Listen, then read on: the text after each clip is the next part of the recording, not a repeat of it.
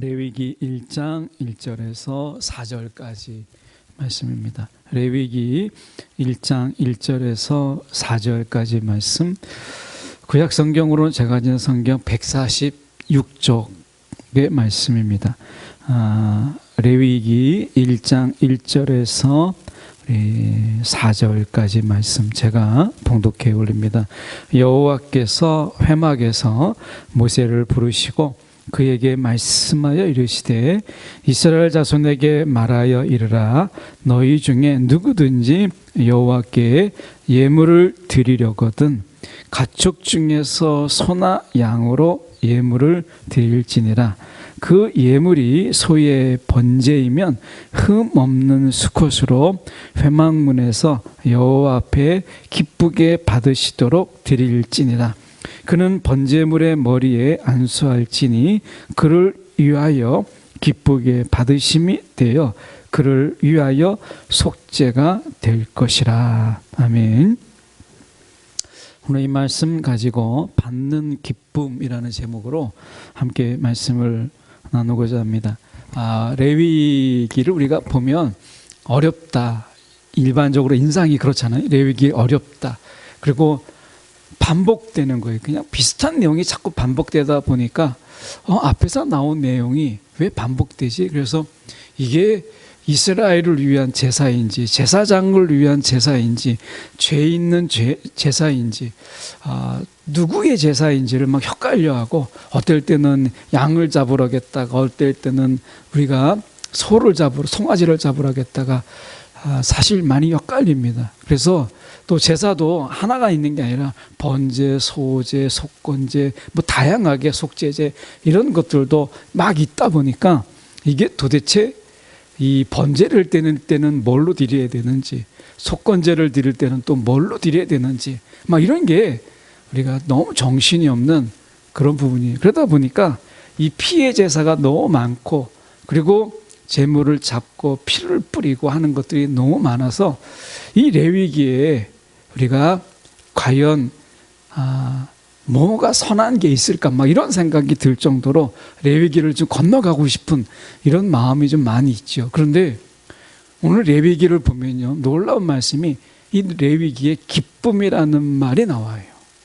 기쁨. 오늘 말씀이 그렇잖아요.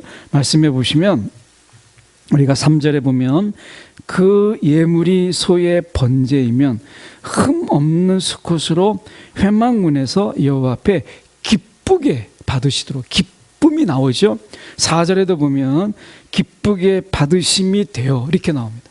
그러니까 4절에는 잔인하고 뭔가 희생 제물을 드리고 이런 부분들 속에서 기쁨이라는 단어와 전혀 관계가 없는 것처럼 보이는 이 레위기에 시작부터 우리가 기쁨이라는 단어들이 벌써 4절에 2번이나 반복이 돼요.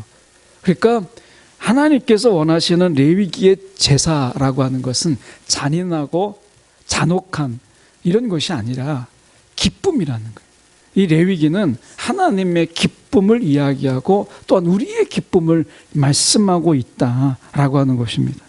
어느 장례식장에 시체에 세구가 있는데 한결같이 다 웃는 모습으로 있는 거예요. 크게 웃다가, 그것도 그냥 미소만 살짝 짓는 게 아니라 크게 웃다가 죽은 것입니다. 그러니까 어떻게 보면 웃다가 죽은 거 아닌가 뭐 이런 생각이 들 정도로 그렇게 첫 번째 사람은 로또 복권이 당첨이 되었어요. 그 너무 기쁘다 보니까 심장마비로 죽고 말았어요. 그래서 너무 갑작스러운 죽음으로 인해서 로또가 된 기쁨, 그 큰 웃음을 짓다가 죽게 되었어요. 두 번째 사람은 아들이 삼수사수를 했는데 그 아들이 서울대학에 입학하게 돼가지고 너무나 기쁜 나머지 이분도 심장마비로 죽었어요. 그 활짝 웃다가 죽게 된 거예요. 세 번째 사람은 벼락을 맞아 죽게 됐어요. 이 사람은 웃자고 하는 얘기인데 제가 웃으면 안 되는데 벼락을 맞아 죽었어요. 근데 사진을 찍는 줄 알고 김치하다가 죽었어요. 근데 이런 이야기들을 찾다 보면 이런 생각이 들어요. 인간의 기쁨이라고 하는 것이 얼마나 이 짧고 보잘것없는가라고 하는 거예요. 아무리 기쁜 일이 있지만 그 기쁜 일이요, 그냥 순간처럼 지나가고 마치 번개가 번쩍하는 것처럼 그 기쁨이 얼마 되지 못해요. 여러분, 우리의 삶이 어때요? 그 기쁨이라고 하는 것이 오래가지 못하잖아요. 인간의 삶이 그만큼 짧고 허무하다는 거예요. 우리의 기쁨이 그렇다는 거예요. 우리의 삶을 가만히 돌아보세요. 정말 웃음은 짧고 고통은 길어요.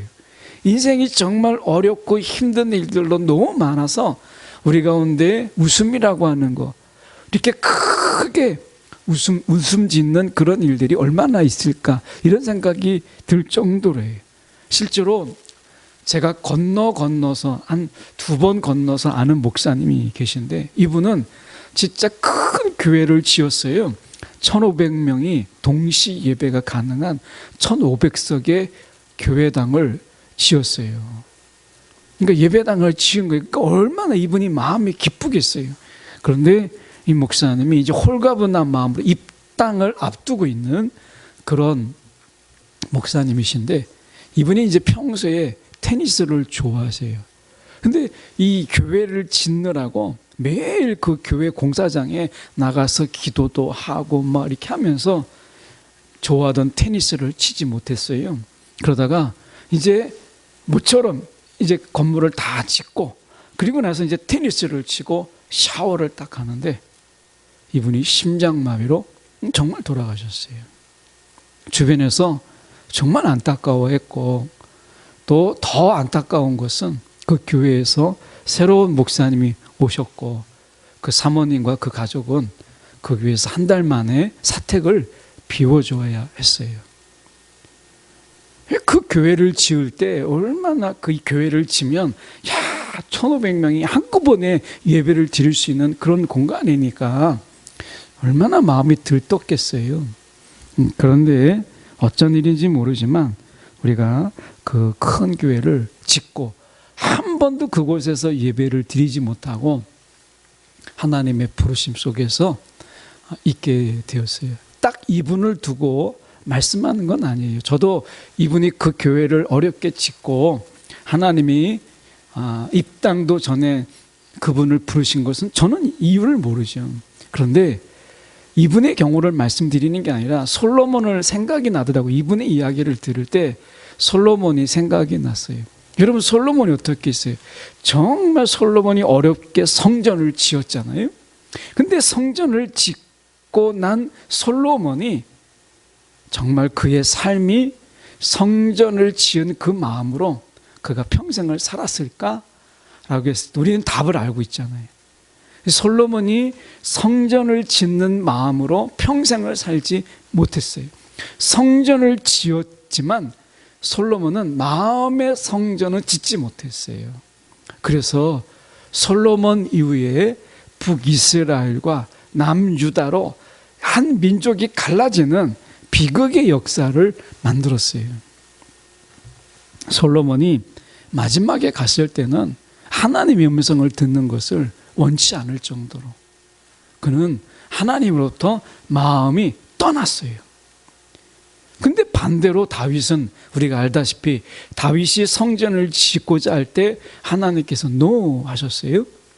그런데 결국 하나님의 마음에 합한 자로 마지막까지 그의 삶을 살았던 것은 솔로몬이 아니고 성전을 지었던 솔로몬이 아니라 다윗이었던 것을 우리가 보게 돼요. 그래서 정말 인생에 있어서 건물이 아니고 이 마음의 성전을 우리가 가꾸고 돌보고 하는 것, 하나님이 마음의 성전을 지으라 이렇게 말씀하지 않으셨어요? 이미 우리는 하나님이 우리 가운데 성령을 주시고 하나님의 전으로 삼으셨어요.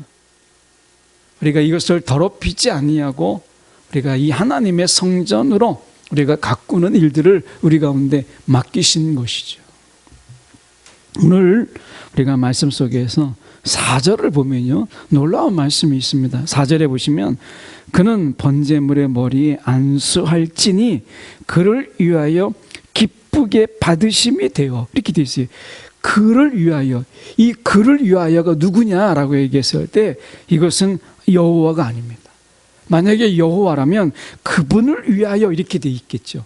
근데 그를 위하여 기쁘게 받으심이 되어 이렇게 돼 있어요. 하나님이 제물을 받으시는데 이 제물을 받을 때 누구를 위하여 하나님이 기쁘게 받으시느냐? 제물을 드리는 자를 위하여 하나님께서 기쁘게 받으신다는 거예요. 우리가 예배를 드리잖아요.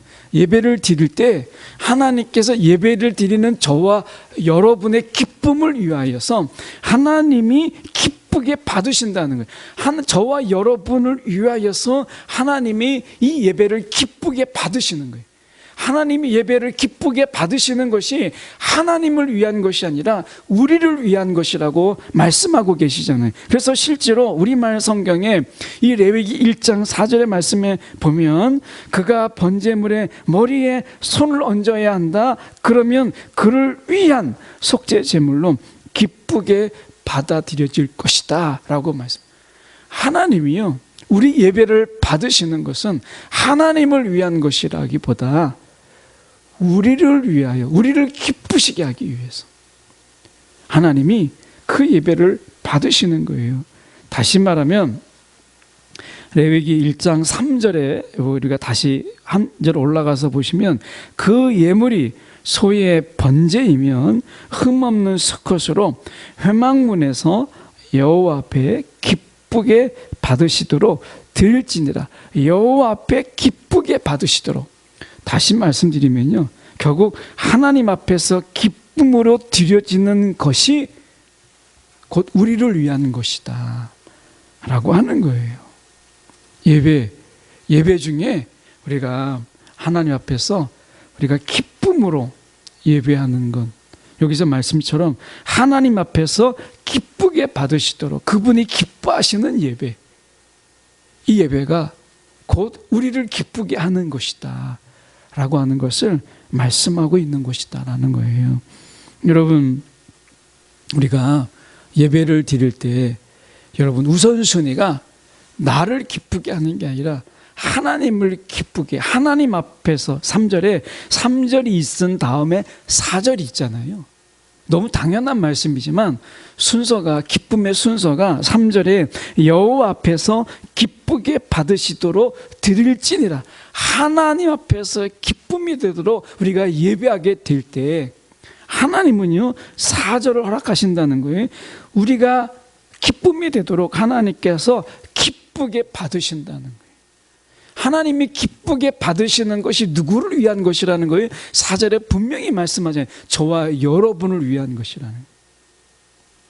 자, 정리하면 이런 거죠. 우리가 예배를 드려요. 예배를 드릴 때 그 예배의 우선순위가 나를 기쁘게 하는 예배, 이 예배는 오래가지 못합니다. 그 기쁨도 오래가지 못하고요, 결국에 예배의 실증을 느끼게 되고 예배의 매너리즘에 빠지게 되고 예배가 그냥 대면하는 그런 예배로 우리가 빠지게 되는 거예요. 예배의 침체에 임하게 되기도 하는 것이죠. 그래서 예배의 본질을 레위기에서는 이야기할 때 하나님 앞에서 기쁘시게 받으시도록, 다시 말하면 하나님을 기쁘게 하는 거예요. 하나님을 기뻐하시도록 우리가 예배하는 거예요. 예배가. 그래서 하나님이 원하시는 예배, 하나님이 정하시는 예배, 하나님이 기뻐하실 만한 예배를 우리가 드리는 거예요. 그러면 하나님께서 이제 우리를 위하여서 하나님이 기쁘게 연락하세요. 우리를 위해서 받으시는 거예요. 우리를 위해서. 그래서 레위기에서 이야기하고 있는 말씀은 결국 하나님을 위한 것이 결국 우리를 위한 것이다 라고 하는 것을 말씀하고 있는 것이죠. 예배, 하나님께서 예배를 왜 두셨어요? 왜 제사를 두셨어요? 그것은 결국 하나님이 우리를 위하여서 마련한 것이다 라고 하는 것을 말씀하고 있는 거죠. 여러분 예배, 하나님을 위해서 내가 마치 헌신하는 마음으로, 내가 하나님 앞에서 억지로 내가 하나님 앞에 드리는 마음으로 이런 게 아닙니다. 예배는 그 처음부터 하나님께서 우리를 위하여서 예비해 놓으신 거예요. 2023년 올 한 해에 하나님께서 많은 예배를 우리 가운데 예비하시지 않았겠어요?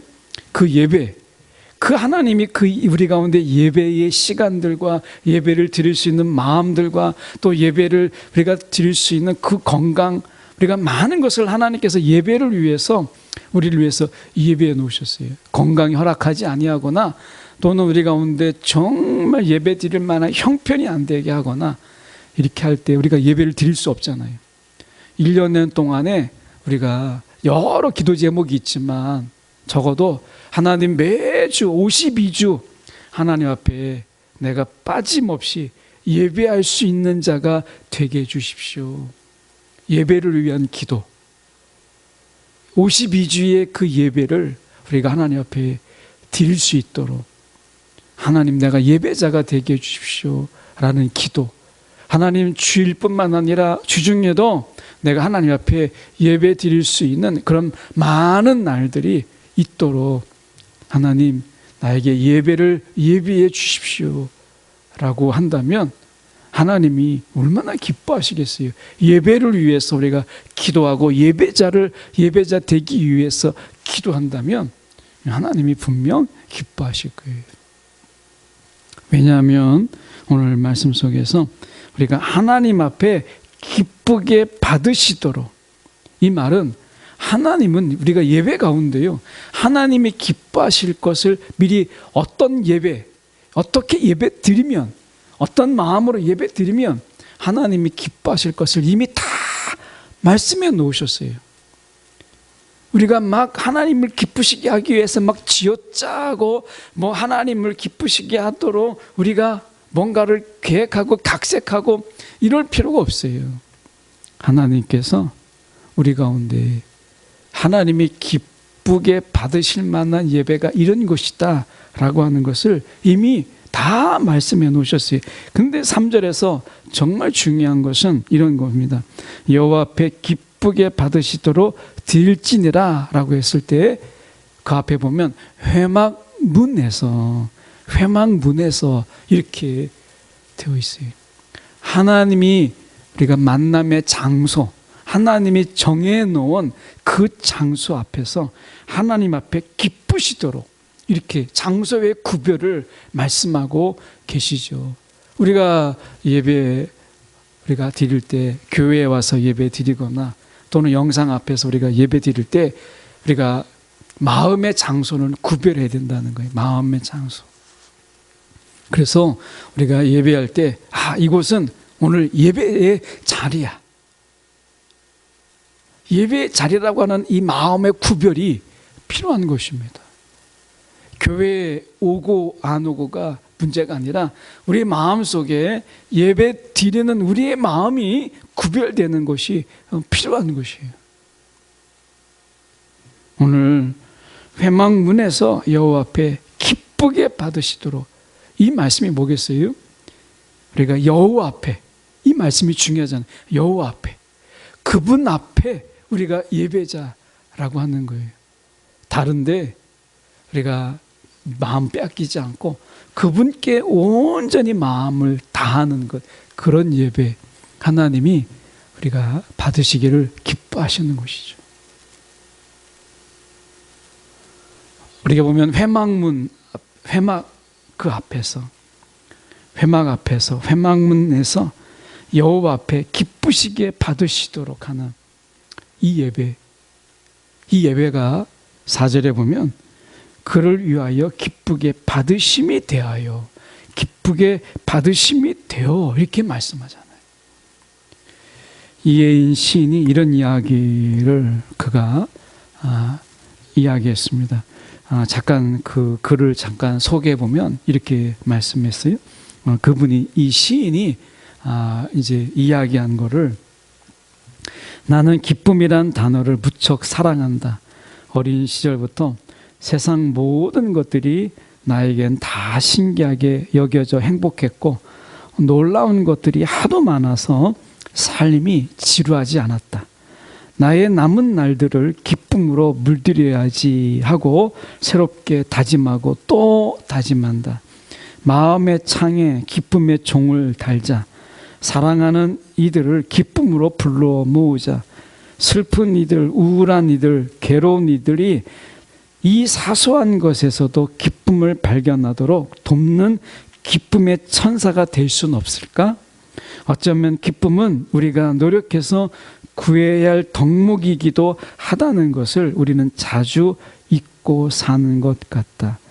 욕심을 조금만 줄이고 이기심을 조금만 버려도 기쁠 수 있다. 자만에 빠지지 말고 조금만 더 겸손하면 기쁠 수 있다. 남이 눈치채지 못하는 교만이나 허영심이 싹틀 때 얼른 기도의 물에 마음을 담그면 기쁠 수 있다. 이렇게 시인은 노래했어요. 우리가 이 세상에 기쁨이라고 하는, 우리가 이분의 이야기처럼 우리가 남은 날들 2023년에 정말 기쁨으로 물들여야지 하는 이런 다짐을 우리가 이 시간에 했으면 좋겠어요. 내가 정말 이 2023년 기쁨으로 내가 물들여야지.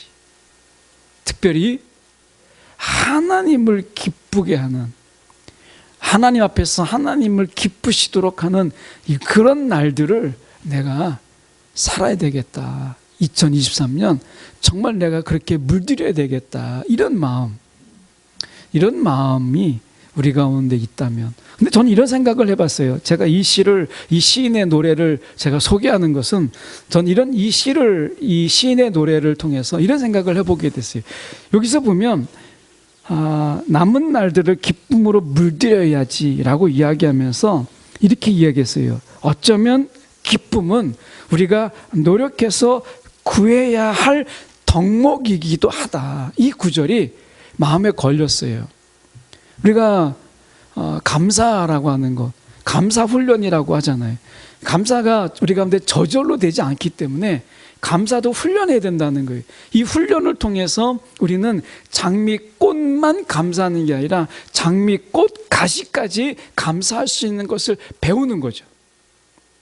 감사가 우리 가운데 훈련되지 않으면 우리는 장미꽃만 감사할 수 있어요. 장미꽃 가시를 감사하지 못하거든요. 이거는 훈련의 덕목으로 우리가 훈련하는 가운데 이 장미꽃만이 아니라 장미꽃 가시까지 감사할 수 있는 것까지 이르게 되는 것이거든요. 그래서 감사는요, 훈련이에요. 정광 목사님이 얘기하는 것처럼 이것은 평생 훈련이잖아요. 평생 감사. 이 평생 감사라는 것은 결국 평생의 훈련이라는 것이죠. 마찬가지로 기쁨도 항상 기뻐하라. 이렇게 말씀했어요. 항상 기뻐하라. 이 기쁨도 어떻게 보면 이 시인이 이야기하는 것처럼 우리가 노력해서 구해야 할 덕목이다라고 하는 부분이에요. 기쁨도 선택이잖아요. 내가 우울을 택할 건지 기쁨을 택할 건지 라고 하는 부분이죠. 그런데 오늘 레위기적으로만 본다면 하나님 앞에, 내가 하나님 앞에서 하나님을 기쁘게 받으시도록, 하나님이 기쁘게 받으시도록 결국 하나님의 기쁨이 되는 삶인 거죠. 2023년에 우리가 어떤 삶을 살 것인가 라고 얘기했을 때 우리가 하나님을 기쁘게 하는 삶, 하나님을 정말 기쁘시게 하는 그런 삶을 우리가 살면 좋겠다. 그렇게 올 한 해를 좀 물들였으면 좋겠다 라고 하는 이런 다짐, 이 다짐만으로도 하나님이 얼마나 기뻐하실까 이런 생각을 해보게 됩니다. 우리가 누군가에게 기쁨이 된다라는 것, 이것이 나를 즐겁게 하는 것보다 훨씬 더 기쁨이 훨씬 더 커요. 우리가 세상에서 자신을 기쁘게 하기 위해서 살아가는 자들은 정말 많잖아요. 그런데 하나님의 영적인 원리가 뭐예요? 나를 기쁘게 하는 그 삶이 오래가지 않다라는 거, 아까 제가 웃으면서 하는 이야기지만 로또 당첨이 되었어요. 너무나 기쁜 나머지 심장마비를 죽었다면 웃자고 하는 이야기지만 자기를 기쁘게 하는 삶이 얼마나 순간에 그냥 지나가는 것에 그치는가. 인간이 자신을 기쁘게 하는 그 삶이 얼마나 순식간에 지나가 버리는가 라고 하는 것을 우리가 보게 되잖아요. 아프리카 속담에 좀 전혀 약간 응용해 본다면 가까운 데 갈 때는 혼자 가지만 먼 길을 갈 때는 함께 가라 라고 말씀하잖아요. 제가 이걸 응용해 보면 우리의 기쁨이 오랫동안 가려면 함께 기뻐하는 거예요. 우리의 기쁨이 정말 짧고 그냥 순간적으로 그치는 거라면 그냥 나를 기쁘게 하는 것이죠. 근데 그런 기쁨으로 평생을 기쁘게 할 수가 없어요. 우리의 기쁨이 더 크고 오래 가게 하기 위해서는 함께 기뻐하는 것이 필요한 거죠. 그 함께 기뻐함의 가장 우선순위가 누구냐? 하나님인 거예요. 하나님을 기쁘시게 하면 하나님께서 저와 여러분을 위하여 하나님이 기쁘게 받아주신다는 거예요. 우리를 위하여 하나님이 기쁘게 받아주신다는 거예요. 그러면 저는 여기에서 그 순간이 될 때 욕심은 줄어들게 되고 이기심은 우리가 버릴 수 있게 되고 자만에 빠지지 않은 힘이 거기에서 있지 않을까요? 우리가 아무리 노력하고 애써도 우리가 욕심을 줄이고 정말 겸손해지고 자만에 빠지지 않고 허영심에 우리가 막 빠지지 않는 거 우리가 노력해봤잖아요. 안 되는 거 알잖아요. 우리가 할 수 없어요. 결국 우리가 하나님을 기쁘시게 하는 삶을 살 때 하나님께서 우리를 위하여 그 연락하시는 이 함께 기뻐함이죠. 쉽게 말하면 이것을 이야기하면 우리는 하나님을 기쁘게 하고 하나님은 나를 기쁘게 하는 이 삶을 레위기에서는 말씀하고 있어요. 이게 예배고 우리는 예배는 이 자리에서만 예배가 아니라 예배가 삶이 되는 거잖아요. 우리는 예수님께서 이 땅에 오신 이유가 바로 그거거든요. 예배는 삶이다. 바리새인도 예배는 드렸거든요. 그러니까 예배는 예배로 그치는 게 아니라 예배는 삶이다라고 하는 것이 예수님께서 이 땅에 오셔서 보여주신 거예요. 결국 우리의 삶 속에서 우리는 하나님을 기쁘게 하고 하나님은 나를 기쁘게 하는 삶, 이 삶이 우리 가운데 있다라고 말씀하잖아요. 우리가 막 얼굴 찌푸리면서 인상을 팍팍 써가면서 이 세상 잔뜩 찌푸리면서 살아가는 인생으로 2023년을 하나님께서 예비하셨다고 생각하지 않아요. 여러분 우리 그렇게 생각하고 싶지 않잖아요.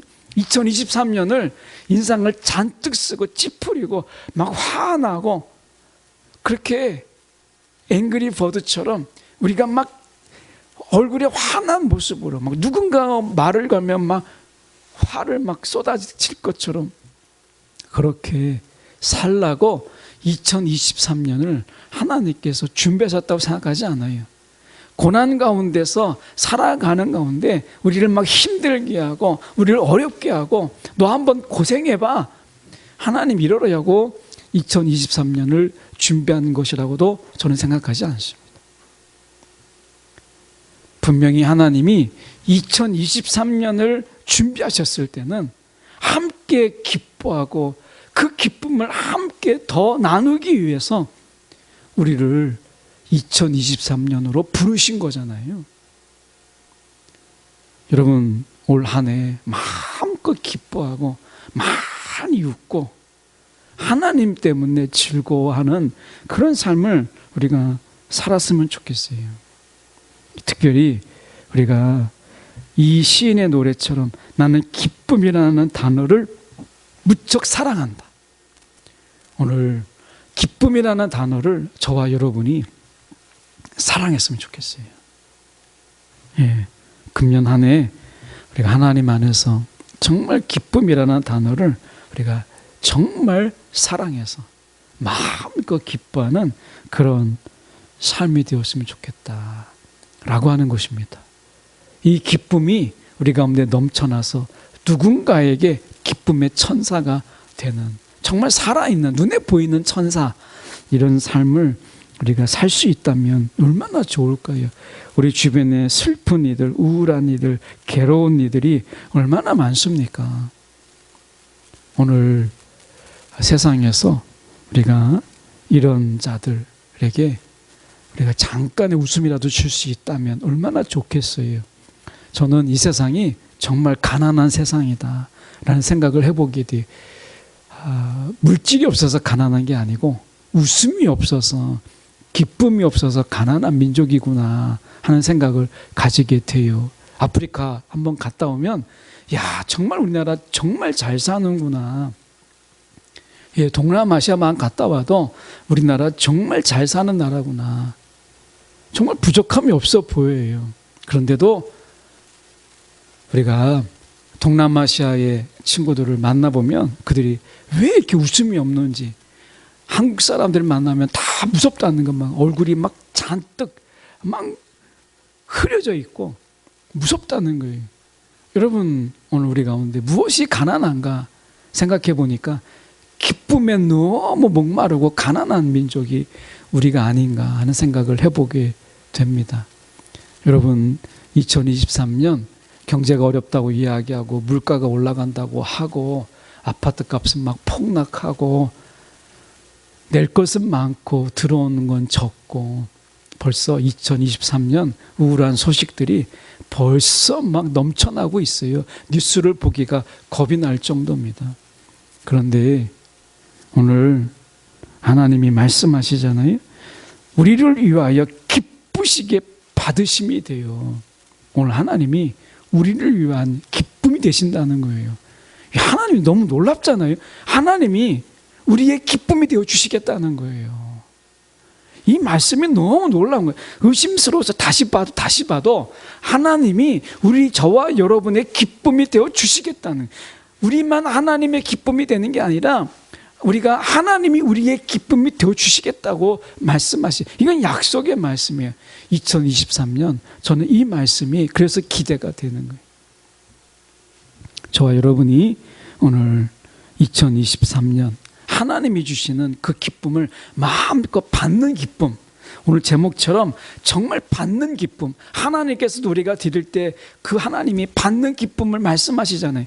하나님이 우리 가운데 주실 때 그 받는 기쁨, 이 기쁨으로 2023년이 어느 해보다도 우리가 마음껏 웃고 마음껏 즐거워하는 한 해로 채워지기를 정말 간절히 소망합니다. 잊지 마십시오.